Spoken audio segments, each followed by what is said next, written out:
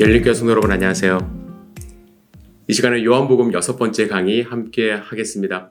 오늘 요한복음 11장과 12장의 내용으로 함께 말씀을 나누고자 하는데요.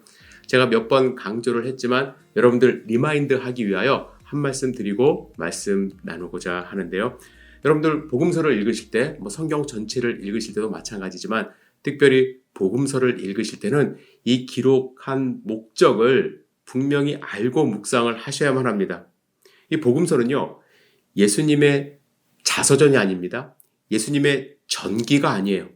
물론 역사적인 사실을 바탕으로 기록한 책이지만, 기록물이지만 예수님의 생애를 자세하게 시간별로 기록하고자 쓰여진 책이 아니라는 것입니다.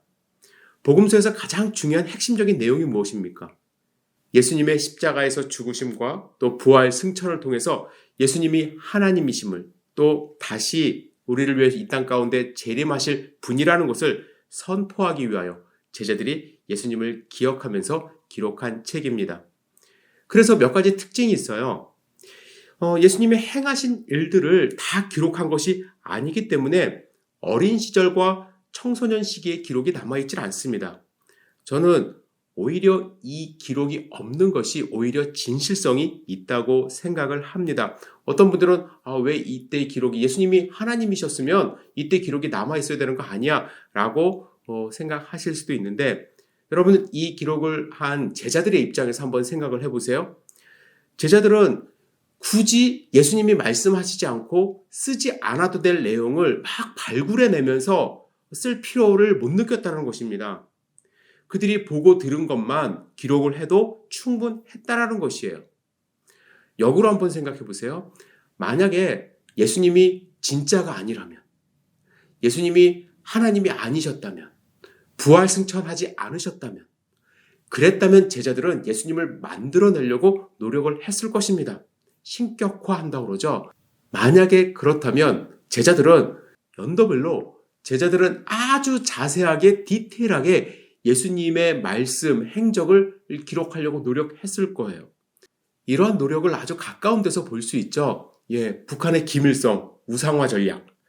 우상화를 하기 위하여 사람이 신이 아님에도 불구하고 백성들을 호도하기 위하여 말도 안 되는 이야기를 만들어내고 사람들을 교육했습니다. 왜냐? 가짜를 진짜로 만들기 위해서 그랬다는 것이죠. 하지만 예수님은 그러지 않아도 됐습니다. 제자들은 예수님을 경험했기 때문에 그 경험한 사실만 기록해도 충분했기 때문에 이 복음서에 예수님의 어린 시절이나 또 굳이 알리지 않아도 되는 내용은 기록하지 않았던 것입니다. 그리고 복음서마다 여러분들 저는 재미있게 읽는데요. 관점이 조금 다른 이유를 아셔야 돼요. 요한복음을 읽으시면서 아니 왜 다른 복음서와 다르지? 다른 복음서에 없는 내용이 왜 있지? 다른 복음서에 있는 내용이 왜 없지? 라고 하면서 이거 좀 이상하네 라고 생각하실 것이 아니라 왜 하나님은 이 내 복음서를 우리에게 하나님의 말씀으로 주셨을까? 서로 보완 보충하라고 주셨다고 저는 생각을 하는데요. 여러분들이 생각을 하셔야 될 게 복음서를 기록한 것은 예수님이 승천하시고 나서 30년 이상 된 이후의 일입니다. 이단들이 많이 생겨나고 사람들이 기억력이 쇠퇴하면서 예수님에 대해서 이상한 말들이 많이 나타나기 때문에 제자들이 가장 먼저 마가가 베드로에게 들은 말, 사도들에게 들은 말들을 기본으로 해서 가장 먼저 예수님의 말씀과 행적을 기록을 했고요. 그것을 기초로 해서 마태복음, 또 누가복음, 그리고 후에 요한복음이 기록된 것입니다. 이렇게 기록할 때 복음서 저자들은 자기가 사역하는 공동체에 맞게 편집을 했다고 저는 생각을 해요. 물론 하나님이 주신 영감으로. 예를 들면 마가는 이방인들을 향하여 예수님이 왕 되심을 선포하는 그러한 책입니다. 하지만 마태복음은 유대인들을 향하여 예수님이 메시아 되시고 그들이 기다린 그리스도임을 선포하는 책이에요. 그래서 마태복음에 보면 유대인들을 향해서 했기 때문에 구약의 예언의 말씀이 상당히 많이 등장을 합니다. 그런데 세세하게 들어가면 참 디테일한 부분까지도 그 공동체에 맞게끔 어느 공동체에서는 지역 이름을 헬라 사람들이 주로 불렀던 그러한 지역 이름을 쓴다든지 성경에 나오는 돈의 단위나 이런 것들도 좀 다르게 기록되어 있고 그런 것들로 봐서 여러분들 사도들이 사역한, 사도들이 쓴 목적, 사도들이 쓴 목적에 따라서 약간 기록이 다르다라는 것 여러분들이 염두에 두시고 요한복음을 읽으셔야 합니다. 특별히 요한복음은 사건을 순서대로 기록한 것이 아니라 철학적인 또 교리적인 내용으로 약간 순서가 이제 바뀐 부분도 있고 또 특별히 7가지 표적을 중심으로 해서 예수님의 사역을 드러냈기 때문에 다른 복음서와 좀 다르다는 것을 염두에 두시고 읽으셨으면 좋겠습니다. 또 한 가지 드리고 싶은 말씀이 있어요. 여러분 요한복음이 총 몇 장으로 구성이 되어 있죠? 21장으로 구성이 되어 있습니다. 그런데 12장까지는요. 절기와 7가지 표적을 중심으로 예수님의 3년 동안 있었던 사역의 말씀이 12장까지 이제 나오고요. 12장 중간부터 이제 끝까지는 예수님의 마지막 일주일 사역에 대해서 말씀이 등장을 합니다. 그러니까 기간으로 따지면 불균형적이에요. 요한은 마지막 일주일에 많은 기록을 남겼습니다. 우리가 생각하기에 예수님의 최후의 만찬은 21장이면은 뭐 20장이나 19장 정도에 이제 나와야 될 것 같은데 13장에 벌써 이제 기록이 되고 있습니다. 그래서 12장부터 13장을 지나면서 이제 예수님 사역의 마지막 절정 부분으로 이제 치닫고 있음을 여러분들 아셔야만 합니다. 오늘 우리가 함께 나눌 요한복음 11장은 예수님의 7번째 표적을 중심으로 하신 말씀이 기록이 되어 있는데요. 7번째 표적의 내용을 여러분들 뭐 잘 아시기 때문에 나사로가 죽었다가 살아나는 그런 표적이거든요. 그 표적도 중요하지만 전반적인 그 당시 상황의 분위기를 여러분들이 알고 읽으셔야만 합니다. 7번째 표적을 행하실 때는 유대인들과의 갈등이 아주 극도로 심해지기 시작하는 그러한 과정 가운데 있었습니다. 예수님이 그들 앞에서 나는 하나님과 하나다라고 말씀하신 것 때문에 신성모독이라는 죄로 예수님을 죽이려 돌을 들은 그 장면이 바로 전에 나옵니다. 하지만 이때는 예수님이 이제 죽으실 때가 아닙니다. 그래서 그들은 예수님을 죽이지 못했고 예수님이 다 계획이 있으셨죠. 어떤 계획입니까? 6월절에 어린 양으로 십자가에서 구약의 예언대로 피 흘려 죽으셔야 하는 그러한 계획을 갖고 이 땅 가운데 오셨어요. 그래서 6월절이 되기 전에 가능하면 유대인들과 큰 충돌을 피하고 싶으셨던 마음도 있으셨던 것 같습니다. 괜히 그들을 더 자극해서 돌발 사태가 일어나면 안 됐기 때문에 그랬습니다. 그래서 가능하면 유대에 안 가시고 갈릴리에서 주로 병자들을 고치시고 제자들을 가르치는 그러한 사역을 하셨습니다. 그런데 예루살렘 근처 약 4km 정도 떨어진 곳 베단이라는 동네에서 한 소식이 예수님께 전해졌습니다. 예수님이 사랑하시는 나사로가 병들었다라는 그러한 소식입니다.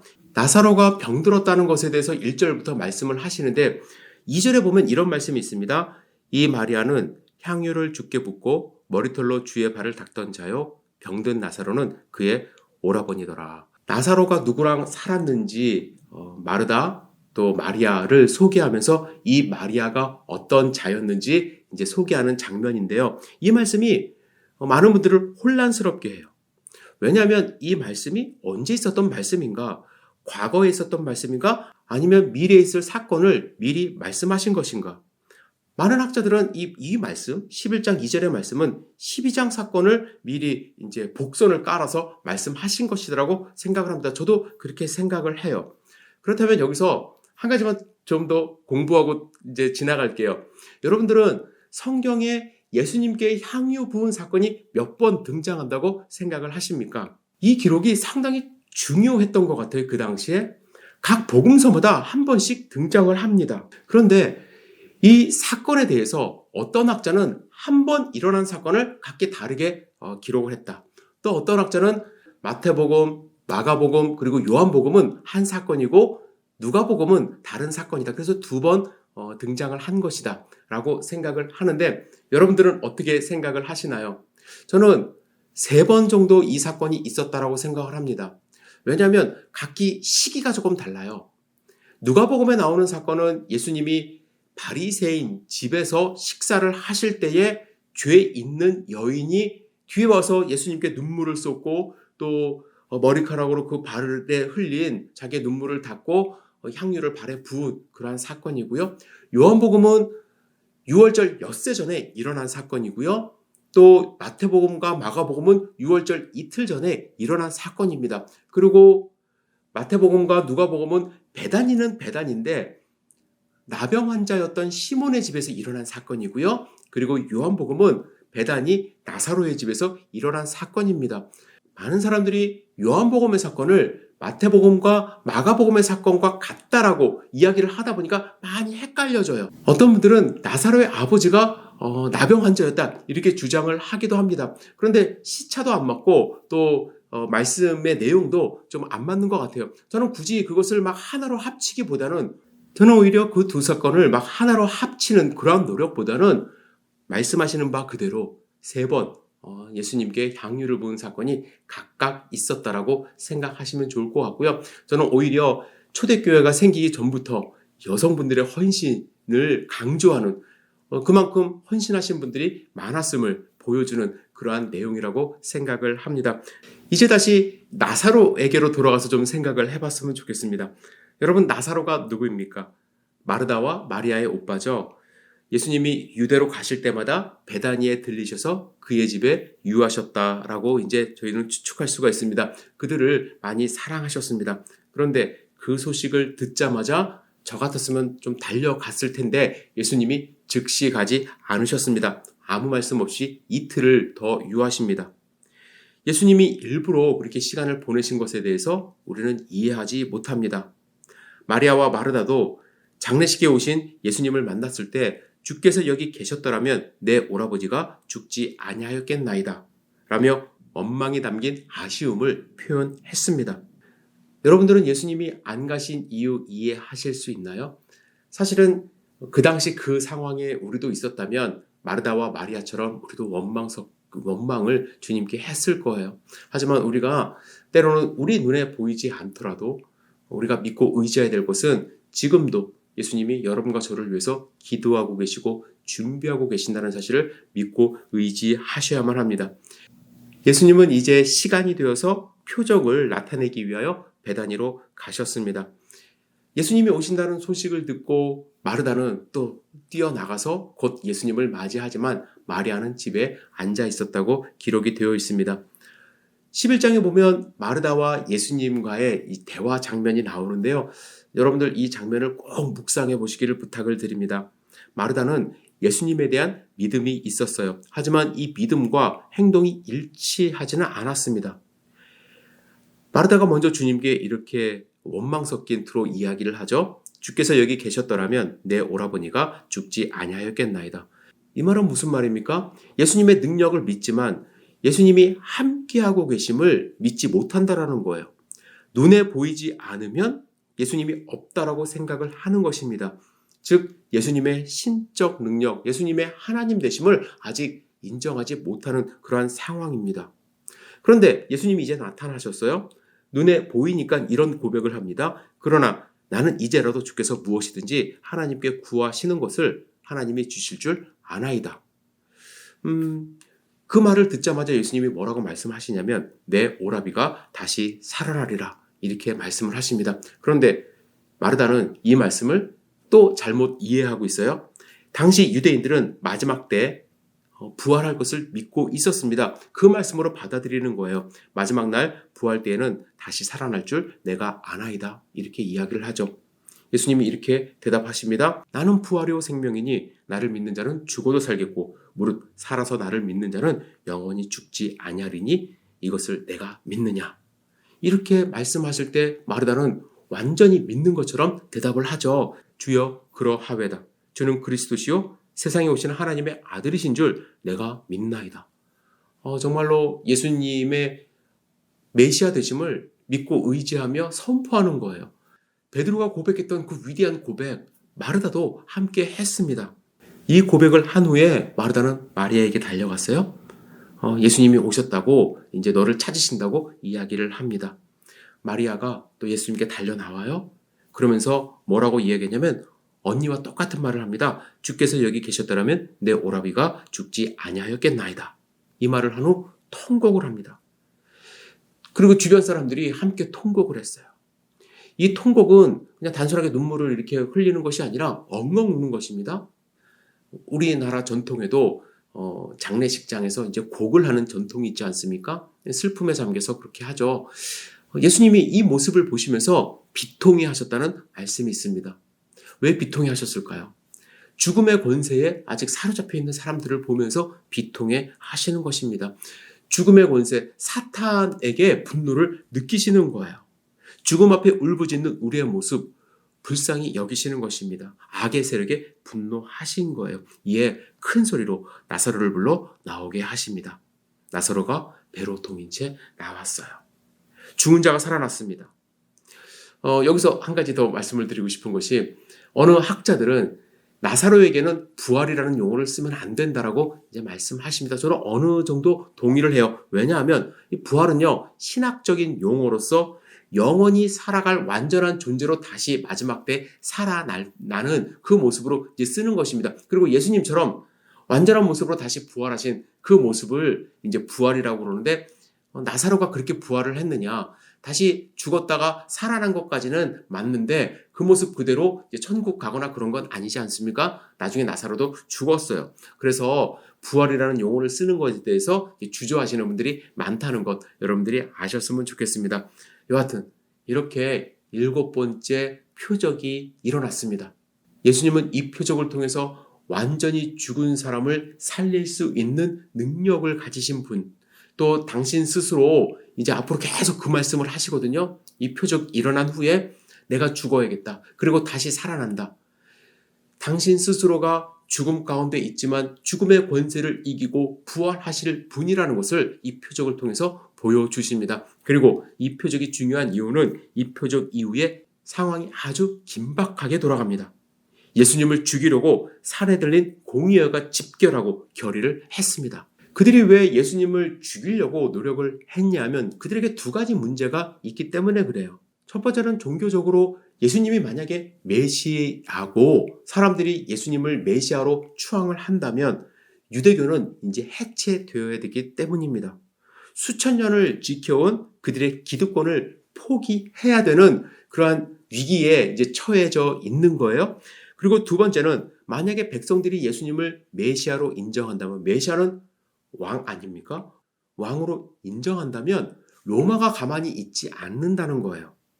로마가 인정하는 왕은 헤롯입니다. 그를 통해서 통치를 하고 있어요. 그런데 예수님이 왕이 되면 로마에게 반기를 드는 거예요. 로마에게 쿠데타를 일으키는 것입니다. 그래서 49절과 50절에 대제사장이 이렇게 이야기를 합니다. 너희가 아무것도 알지 못하는도다. 한 사람이 백성을 위하여 죽어서 온 민족이 망하지 않게 되는 것이 너에게 유익한 줄을 생각하지 아니하는도다 하였으니 저는 대제사장이 어떤 생각으로 이 말을 했다고 생각을 하냐면 예수님을 죽임으로써 그들에게 또 그 당시 유대인들에게 이익을 줄 수 있다. 우리가 저 사람을 죽임으로써 이익을 받을 수 있다라는 식으로 이제 이야기를 했어요. 그런데 여기에 요한이 51절과 52절에 이렇게 기록을 합니다. 이 말은 스스로 함이 아니요 그 해의 대제사장이므로 예수께서 그 민족을 위하시고 또 그 민족만 위할 뿐 아니라 흩어진 하나님의 자녀를 모아 하나가 되게 하기 위하여 죽으실 것을 미리 말함이로라. 대제사장은 생각 없이 정치적으로 그냥 자기 이득만을 생각을 했는데 그 말에는 어떤 의미가 있냐면 예수님이 죽으심으로써 유대인뿐만 아니라 온 민족이 구원을 받을 수 있는 대속 제물이 된다는 그러한 말뜻이 포함이 되어 있다라고 요한은 이야기를 한 것입니다. 중요한 거는 이때부터 대제사장과 또 바리새인들이 예수님을 신고할 수 있도록 사람들을 격려하고 또 그래서 잡아 죽일 그러한 계획을 세우기 시작하는 거예요. 이제 하나님의 때가 다가오고 있었습니다. 예수님도 그 때를 거슬리지 않았어요. 자신을 드러내십니다. 유월절 엿새 전에 다시 베다니 나사로의 집에 가셨어요. 나사로를 위하여 또 예수님을 위하여 잔치가 벌어졌습니다. 그곳에서 마리아는 향유를 예수님의 발에 부었습니다.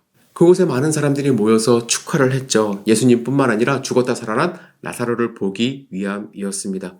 사람들이 나사로도 또 신기하게 여기고 그를 많이 보려고 하니까 대제사장이 나사로까지 죽이려 했다라고 이제 기록이 되어 있습니다. 이런 상황에서 예수님이 예루살렘에 입성하세요.